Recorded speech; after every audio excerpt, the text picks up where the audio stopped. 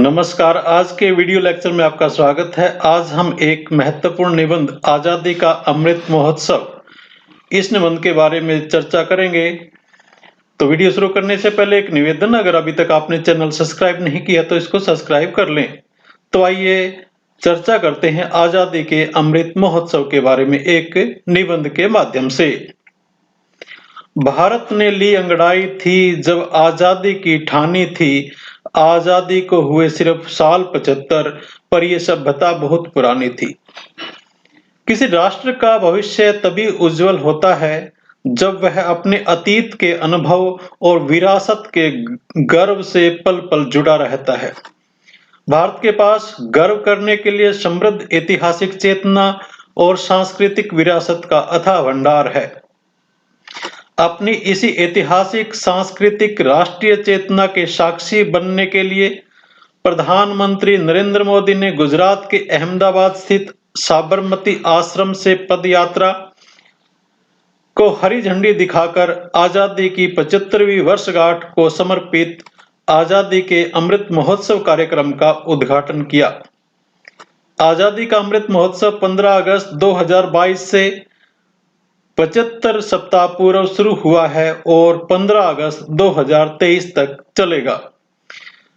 आजादी का अमृत महोत्सव यानी आजादी की ऊर्जा का अमृत, आजादी का अमृत महोत्सव यानी स्वाधीनता सेनानियों से की प्रेरणा का अमृत, आजादी का अमृत महोत्सव यानी नए विचारों का अमृत और नए संकल्पों का अमृत, आजादी का अमृत महोत्सव यानी आत्मनिर्भरता का अमृत यानी आत्मनिर्भर भारत का अमृत है। 1857 का स्वतंत्रता संग्राम, महात्मा गांधी के विदेश से लौटना, देश को सत्याग्रह की ताकत फिर याद दिलाना, लोकमान्य तिलक का पूर्ण स्वराज का आह्वान, नेताजी सुभाष चंद्र बोस के नेतृत्व में आजाद हिंद फौज का दिल्ली मार्च और दिल्ली चलो का नारा कौन भूल सकता है। इसलिए आज नए भारत के समुद्र मंथन में जन जन की भागीदारी है। आजादी के अमृत महोत्सव की बेला में आत्मनिर्भर भारत की तैयारी है। 21वीं सदी का भारत आत्मनिर्भरता की तरफ कदम बढ़ा रहा है।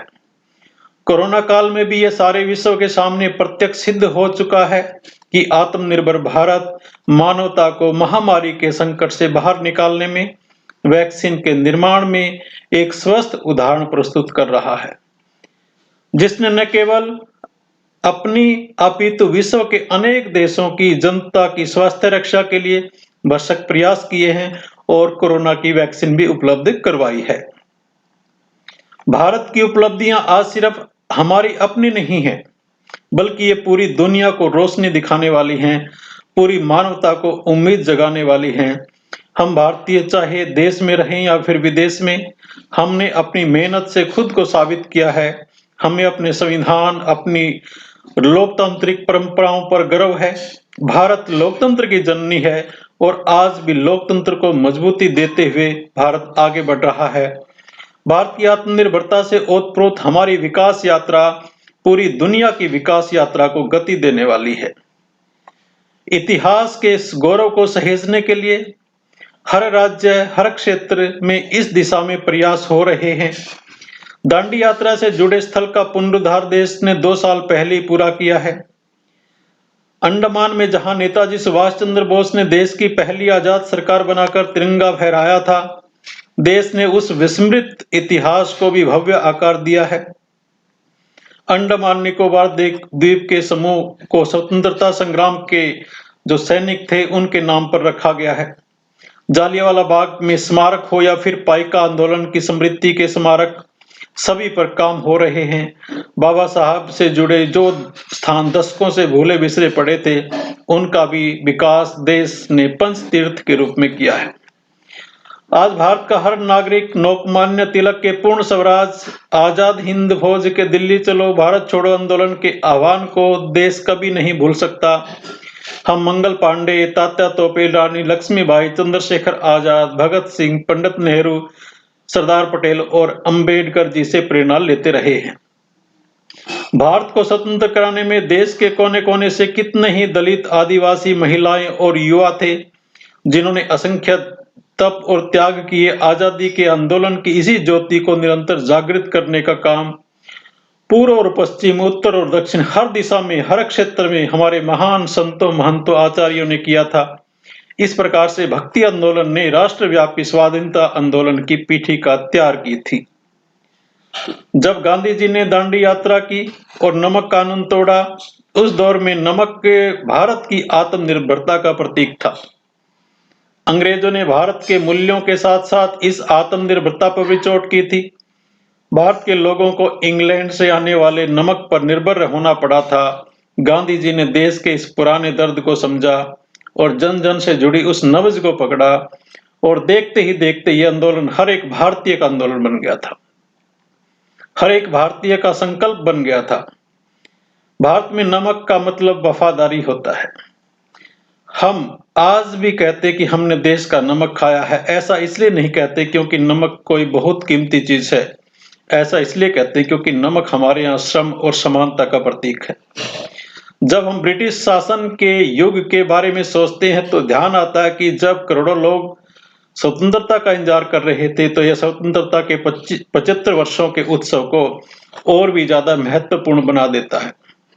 आजादी का अमृत महोत्सव आजादी की लड़ाई के साथ साथ आजाद भारत के सपनों और कर्तव्यों को भी देश के सामने रखकर आगे बढ़ने की प्रेरणा देगा। हम सभी का सौभाग्य है, हम आजाद भारत के इस ऐतिहासिक कालखंड के साक्षी बन रहे हैं, जिसमें भारत उन्नति की नई ऊंचाइयों को छू रहा है। आज का भारत विश्व में अपना नाम अग्रिम पंक्ति में लिखवा चुका है।